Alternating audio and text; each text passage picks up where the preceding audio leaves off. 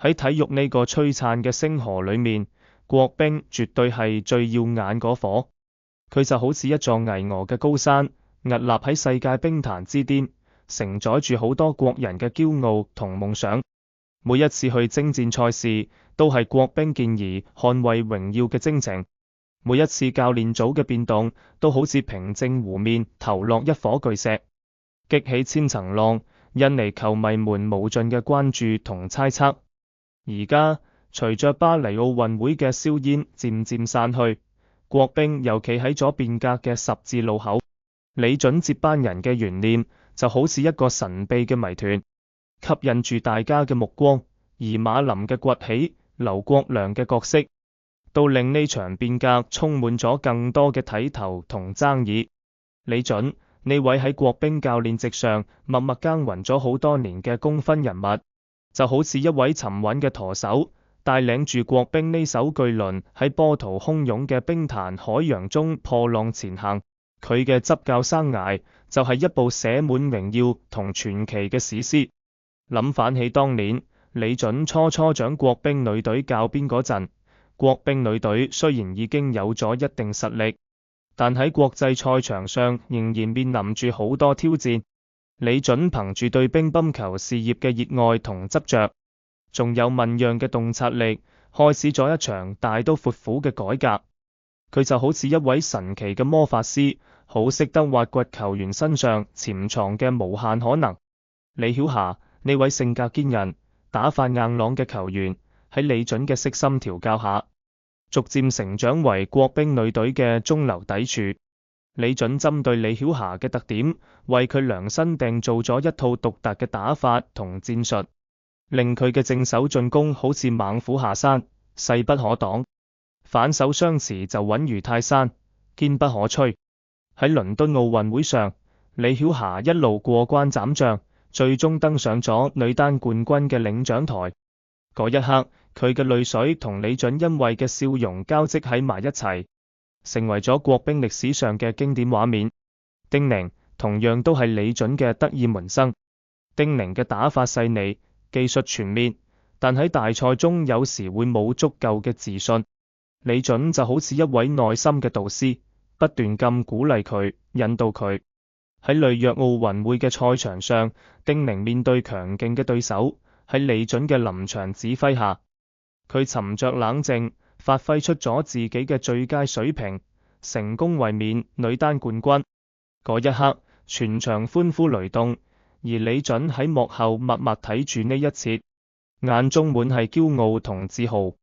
喺巴黎奧運週期，李準更加肩負住咗巨大嘅責任。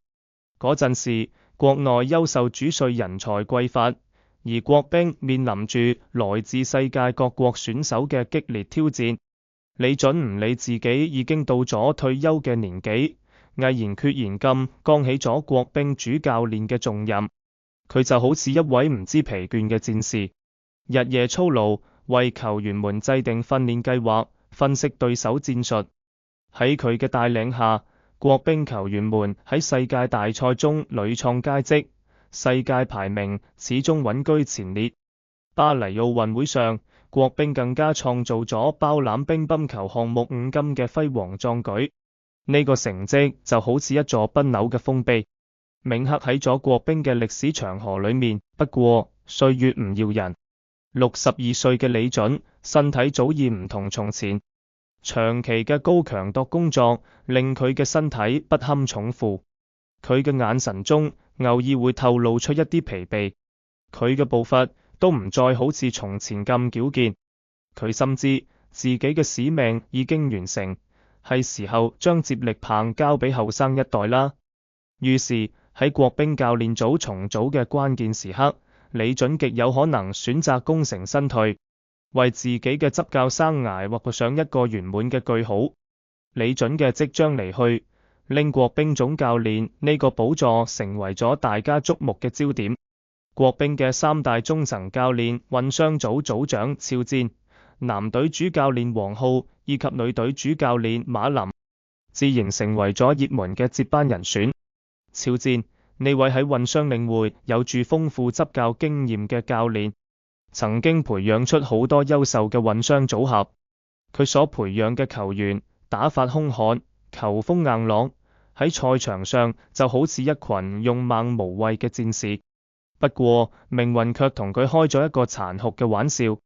巴黎奧運會結束之後，肖戰進行咗韌帶手術，到而家都仲未回歸國冰，而且佢都到咗退休嘅年紀。呢個變故令原本就充滿懸念嘅接班人競爭格局瞬間風雲變幻。肖戰就好似一顆流星，雖然曾經閃耀過，但而家卻漸漸淡出咗大家嘅視線，令好多球迷都為之惋惜。而馬林就喺呢場競爭中逐漸嶄露頭角。馬林嘅球員時期就係一段傳奇，佢喺賽場上嗰種靈動嘅步伐、犀利嘅進攻，令好多對手聞風喪膽。佢每一次揮拍都好似帶住一股無形嘅力量，令球迷們都為之瘋狂。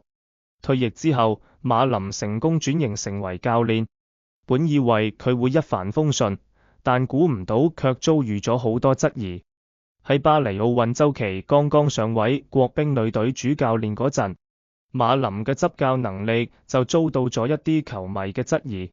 佢哋認為馬林冇成功培養出有實力嘅新人上位，導致球隊出現咗人才斷層，就好似一座橋，如果中間出現咗斷裂嘅缺口，咁成個交通就會受到嚴重影響。國冰女隊都係咁，如果新人唔能夠及時崛起，咁球隊嘅未來就會面臨巨大嘅挑戰。而且喺臨場指揮時，馬林嘅表現都唔盡如人意。當球員連續丟球陷入困境時，佢好似迷失咗方向，揾唔到破敵之策，只係無奈咁搖頭嘆息。呢種表現無形之中俾隊員傳遞咗負能量，令唔少人對佢嘅執教能力產生咗懷疑。與此同時，國冰主席劉國梁作為馬林嘅恩師，都被指責任人唯親。一時間，劉國梁承受咗巨大嘅輿論壓力，嗰啲質疑嘅聲音就好似一把把鋒利嘅匕首，刺痛住劉國梁嘅心。但劉國梁並冇因此而動搖，佢深知馬林嘅潛力，都相信佢能夠喺挫折中不斷成長。不過，馬林並冇俾呢啲質疑聲打倒。進入洛杉磯奧運週期之後，佢好似經歷咗一場華麗嘅蛻變，就好似一隻破繭而出嘅蝴蝶，展現出咗全新嘅風采。喺國冰女隊嘅佈局方面，馬林發揮咗至關重要嘅作用。佢就好似一位精明嘅指揮官，全面統籌全隊嘅訓練同比賽。而家國冰女隊嘅1號主力孫穎莎同2號主力黃曼玉嘅臨場指揮都有佢親自操刀。佢深知呢兩位球員嘅特點同優勢，為佢哋制定咗個勝化嘅戰術方案。喺比賽中，佢能夠根據場上嘅形勢及時做出調整，令孫穎莎同黃曼玉能夠充分發揮出自己嘅實力。喺佢嘅悉心指導下，孫穎莎同黃曼玉嘅狀態越來越好，喺世界大賽中屢獲佳績。唔止咁，馬林仲將目光投向咗小將嘅培養。前唔久，佢親自擔任小將拐曼嘅臨場指揮。拐曼呢位年輕嘅小將喺馬林嘅悉心培養下，進步有目共睹。馬林就好似一位耐心嘅導師，從基本功到戰術運用，都對佢進行咗全方位嘅指導。喺訓練中，馬林嚴格要求拐曼每一個動作、每一次擊球都要做到精準無誤。喺比賽中，馬林鼓勵佢放開手腳，大膽發揮。而家，拐曼已經成功躋身國冰女隊核心主力嘅位置，成為咗國冰女隊未來嘅希望之星。喺馬林嘅帶領下，國冰女隊嘅佈局結構愈發完善，球隊形成咗一種老將帶新將、主力帶替補嘅良好氛圍。老將們憑住豐富嘅經驗喺賽場上穩定軍心，新將們就憑住衝勁同活力為球隊注入新嘅血液。國冰女隊喺世界女兵中就好似一艘乘風破浪嘅巨輪，穩穩佔據住領頭羊嘅地位，呈現出一片欣欣向榮嘅繁榮景象。呢一系列成績都為馬林競爭國兵總教練嘅位置奠定咗堅實嘅基礎。佢用實際行動證明咗自己嘅執教能力，有力咁回應咗外界嘅質疑聲。嗰啲曾經對佢表示懷疑嘅球迷們，而家都唔得唔重新審視呢位年輕教練嘅實力。馬林嘅崛起對於劉國梁嚟講，無疑係一個好消息。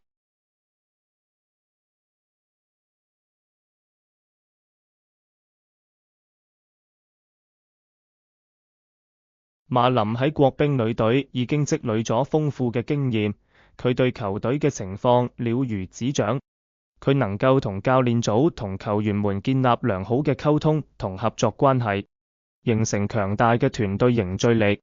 喺佢嘅帶領下，國兵有望繼續保持喺世界兵壇嘅領先地位，而且馬林嘅成功都為劉國梁緩解咗巨大嘅輿論壓力。曾經嗰啲指責劉國梁責任人唯親嘅聲音，而家都漸漸平息。劉國梁可以更加專注於國兵嘅整體發展，制定更加長遠嘅戰略規劃。不過呢一切都並非冇爭議。有啲人認為馬林雖然喺國兵女隊取得咗一定嘅成績，但佢是否能夠勝任國兵總教練呢個重任，都仲需要時間嘅檢驗。國兵總教練唔單止要負責女隊，仲要統籌男隊同混雙等項目嘅發展。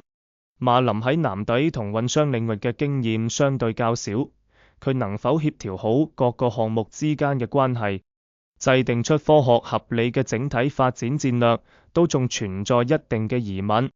另外，都有啲人擔心，如果馬林擔任總教練，會唔會導致國兵教練組出現一言堂嘅現象？畢竟國兵嘅發展需要集思音益，需要唔同教練嘅智慧同經驗相互融合。如果過於依賴某一位教練，可能會限制國兵嘅創新同發展。但無論點樣，國兵嘅變革已經拉開咗帷幕。李準嘅即將離去，馬林嘅崛起，劉國梁嘅角色轉變，都令國兵嘅未來充滿咗無限嘅可能性。我哋期待住國兵能夠喺新教練嘅帶領下，繼續書寫輝煌，喺世界兵壇上綻放出更加耀眼嘅光芒。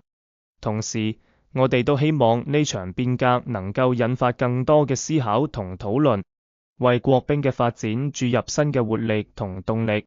畢竟，國兵嘅榮耀唔單止屬於教練同球員，更加足於每一位熱愛乒乓球嘅中國人。